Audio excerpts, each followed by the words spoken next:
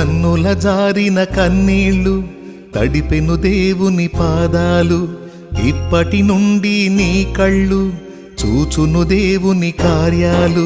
కన్నుల జారిన కన్నీళ్ళు తడిపెను దేవుని పాదాలు, ఇప్పటి నుండి నీ కళ్ళు చూచును దేవుని కార్యాలు. ఉందిలే దీవెనా ఎందుక వేదన, పొందిన యాతన దేవుడే మరచునా.